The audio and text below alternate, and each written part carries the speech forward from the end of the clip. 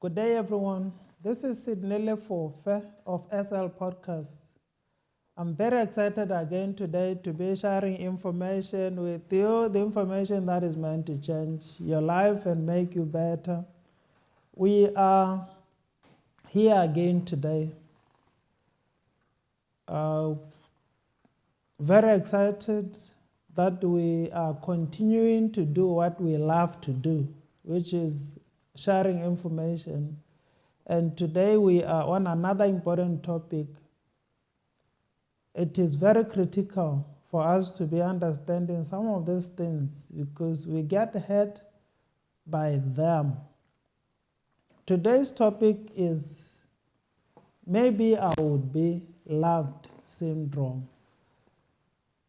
We live in a society, or we live in a world that we cry for love and affection. We want to be loved, we want to be appreciated, we want people to see us for who we are.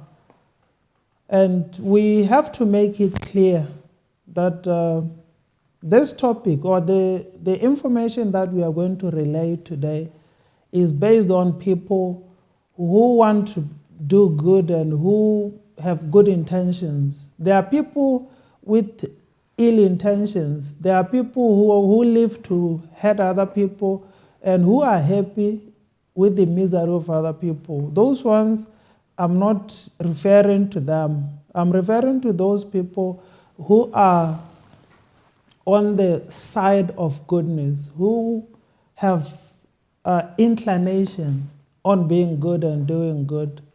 And we have to understand that we do so much in life. We work hard, we toil, we spend time in trying to do good or work harder and to provide or to contribute to our immediate environment and to provide and to contribute a little bit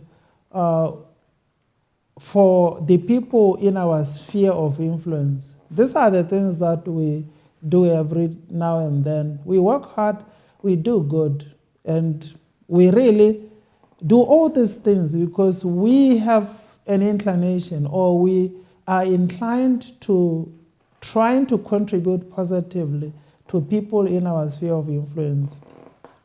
So we do good with good intentions and pure motives. Like I said, we are talking about people with good intentions because there are people who don't care about being good. They just want to hurt other people. They just want to take things from other people, and they enjoy it when other people are hurting. So I'm not in reference to all those people. And we do all these things to try as much as we possibly can to contribute to people in our sphere of influence. And there's a challenge of being good and doing good. There is a challenge because we have this assumption that because we are good and we continuously do good, people will see that and will appreciate that and will be loved because we are contributing positively in the lives of others. But it is not always the case. And we need to be aware of this thing. It doesn't necessarily mean because you are doing all these things, you are helping, you are pushing hard, and you are sacrificing a lot. It doesn't necessarily mean your kids are going to see that and they will appreciate you and love you for what you're doing. In most cases, parents are disappointed because after all the sacrifices, they'll be hated by their own kids. Our assumption of people reading between the lines and seeing our good deeds as they are and their significance in their lives is a trap. We need to be aware of that. So we assume that people are going to see our contribution and our sacrifices and our good deeds And if we assume that they will see the significance of our contribution, this thing is a trap, because it is not always the case. People are not going to see our efforts amounting to the things that we assume they are amounting to in their lives. And we have to be aware of these things so that we don't get hurt by them. Because if we can trap ourselves in assuming that our good efforts and our good deeds are going to be welcomed and appreciated, so this thing is just a trap. What if people don't see that? What if people return the favor in not so good way? What do we do in cases like this? And we have to be aware that to avoid being hurt, we need to put life into perspective. Every now and then, we just need to know it doesn't necessarily mean because we are putting effort in trying to help, in trying to be good, people are going to see that and they are going to appreciate that. People don't always appreciate our contributions. People don't always see our good deeds as they are. People don't always read motives correctly. We have to acknowledge and appreciate that fact of life. If we don't acknowledge and appreciate it, we are going to get hurt badly because of our assumption.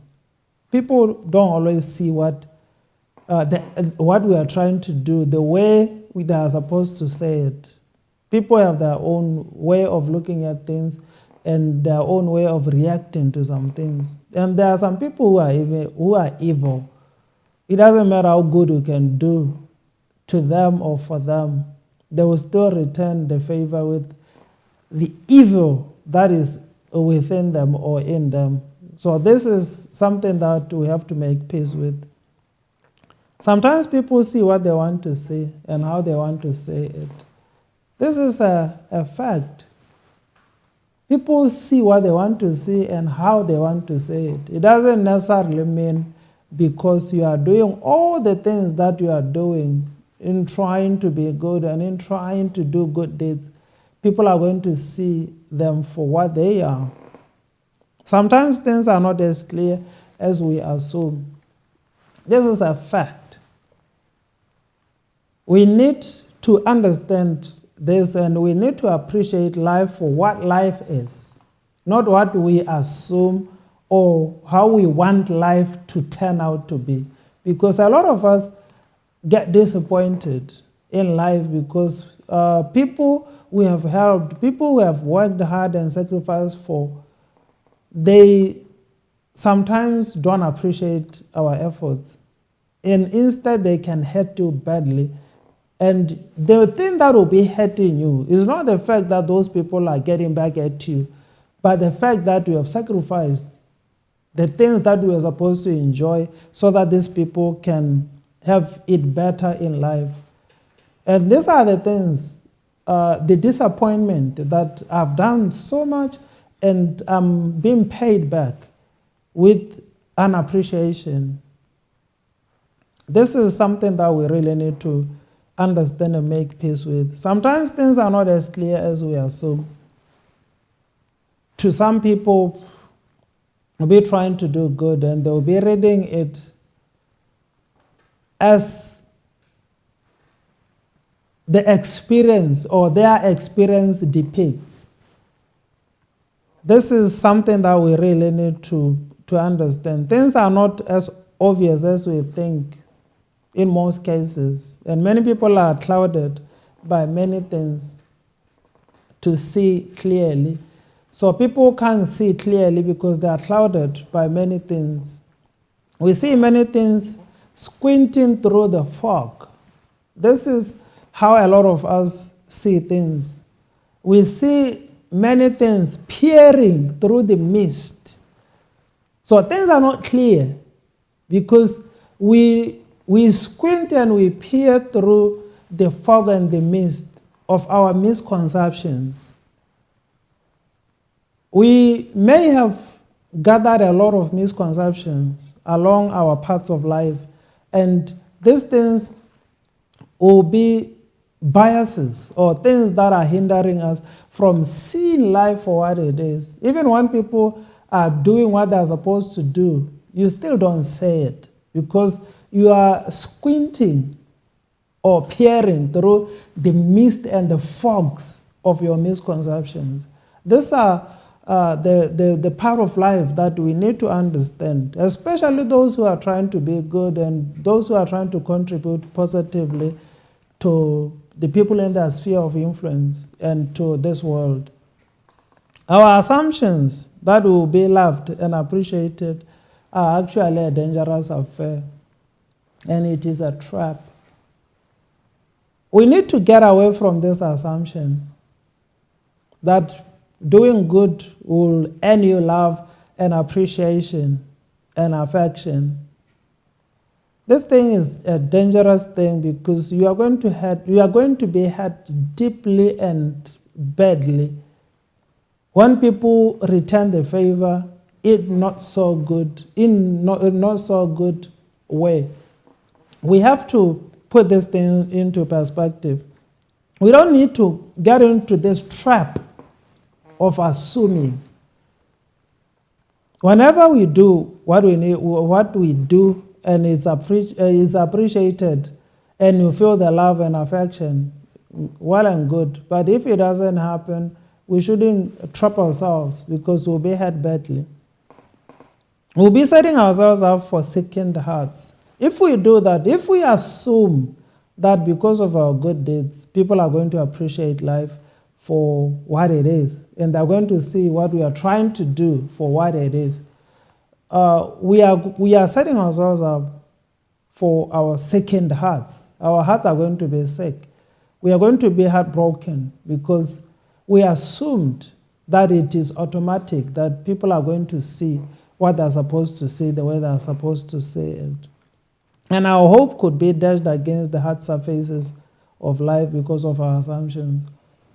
It will be bad when your good deeds and your efforts are taken. You hoped that people are going to see your contributions for what they are.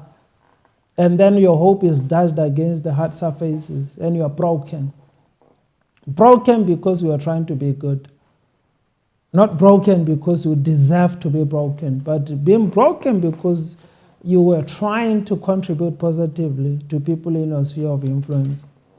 We do good and continue to do good for the fact that it is the right thing to do. Not with the assumption that we will be loved and appreciated. If love and appreciation come, well and good. And if it doesn't come, life continues. This is how we are supposed to be looking at life. If we have chosen the path of being good and doing good, we have to continue doing good because it is the right thing to do.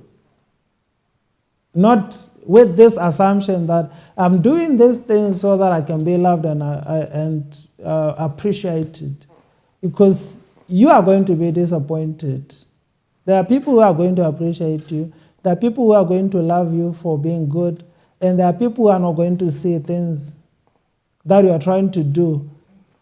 And there are people who are going to hurt you even after you have done every good thing that you have committed yourself to. We do these things not because we are trying to buy love or trying to buy appreciation. We are just doing these things because it is the right thing to do. Being good is the right thing to do. It's a godly thing. And it is something that we should continuously do.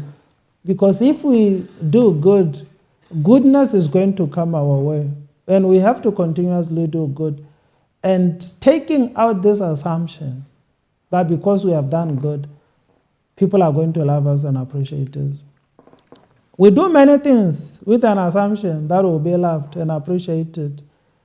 And our souls are crying out loud for love, affection, and appreciation. A lot of, we are human beings, we are social beings. Our souls, or the inner beings, are crying out loud for love and affection and appreciation. And we need to manage that. And we shouldn't try to convince people by being good. We shouldn't try to convince people for them to end up loving us and having affection and appreciating us. We just have to continuously do. And we need to take out this assumption that it will automatically mean people are going to appreciate our lives and what we do. We blame ourselves and put a demand on ourselves a lot. Whenever we feel we are not getting loved and appreciated, we push ourselves a little bit more. We try to move heaven and earth to show people that we are for them. And we're doing everything so that they can have a better life. And we move heaven and earth for that. But this thing, like I said, is a trap. We don't have to assume, we don't have to think because we are good and doing good, we are going to be loved and appreciated. We do all these things to try to draw attention for appreciation. The truth of the matter and the bottom line is that we don't have control over who loves us and who appreciates us and who will be there for us, who will affectionately come through for us. We don't have control over that. The only thing that we have control over is ourselves, what we do and how we do it. These are the only things that we have full control over. We don't have control over another person. What they decide to do with what we are doing, it is up to them to decide. And if you want to twist their perceptions, you are going to be hurt, because what if they choose not to do that? Because it is within their choices whether to return the favor or they decide to look at things the way they want to look at them and to see them. We really need to understand some of these things. People who are meant to love us will love us without coercion or convincing. And there will definitely be low maintenance, because we don't need to do anything. We don't need to do a lot of convincing for them to love you and to appreciate you. This is a very important point. People who are meant to be around you, they don't need coercion. They don't need you to work hard to try to convince them. They will just love you naturally. And we are doing a lot of hurt to ourselves because we are trying to convince people who are not supposed to be in our sphere of influence. I'm not talking about kids and all that. Those ones you don't, or relatives, you don't have choice over all those things for people to be around you if they are family. But I'm talking about other people. So we work so hard to try to convince friends to stay. We work so hard to try to convince other people to appreciate us and to love us. But people who are meant to be in your life will be in your life. And you don't need to be working very hard to maintain that kind of relationship. And we are concluding by saying, it is not our space to try to make people to have a fond opinion about us. It has to come natural. It is not our space. We just need to live our lives. There are people who are going to love you and appreciate you with little effort. And you continue to be good, because being good and doing good deeds is the right thing to do. And those people will naturally be around you. And because they are low maintenance, you don't need to do much for them to be around you.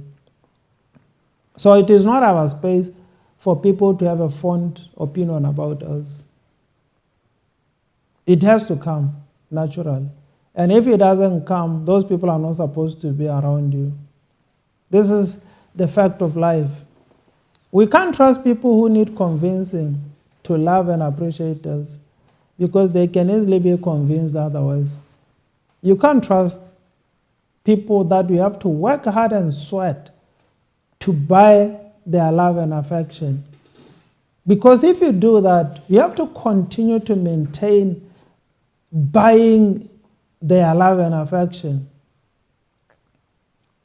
And if you don't do that, they will definitely be convinced otherwise. Or if another person will come with the same conviction, they will definitely hurt you, because you have worked so hard to try to convince people to be around you. We do a lot of things.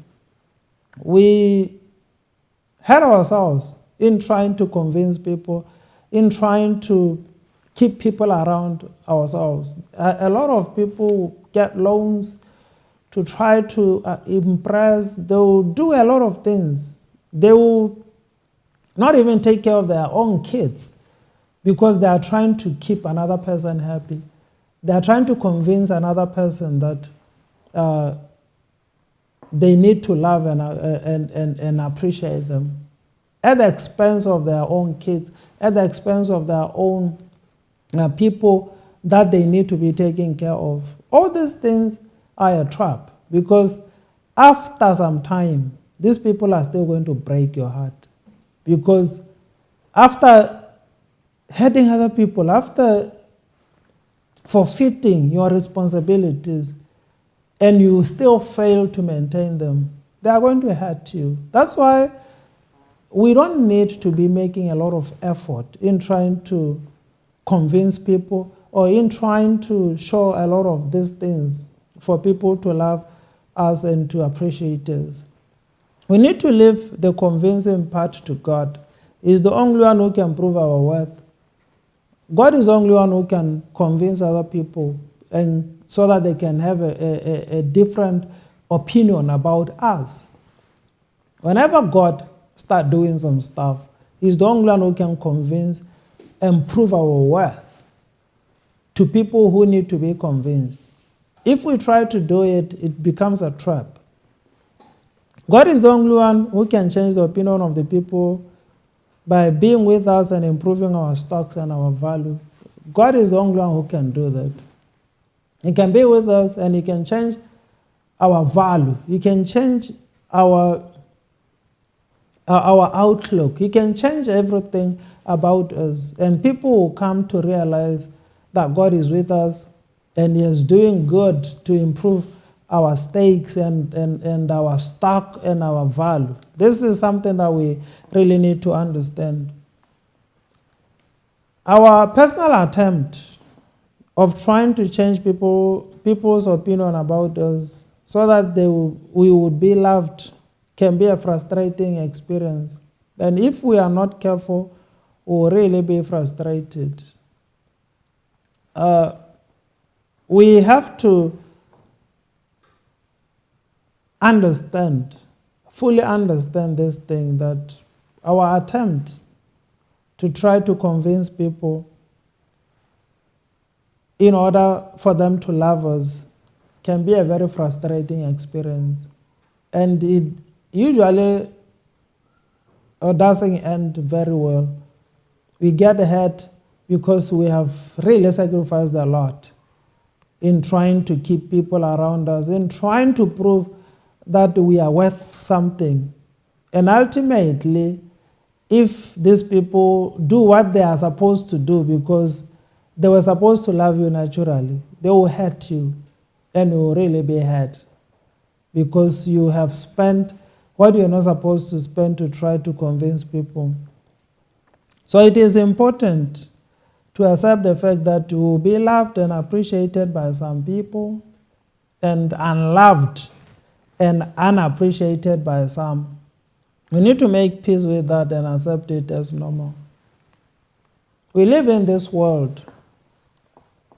There are people who love us, and there are people who will not love us. There are people who will appreciate us, and there are people who will not appreciate us. It doesn't matter whether you are the best in anything. You have people who are affectionately for you, or people who will be hating you and criticizing you. We're talking about people who are the best in what they do, in their crafts. And we see athletes, we see football stars who are at the best of their careers and who are the best in the whole world, but still having critics and people criticizing them.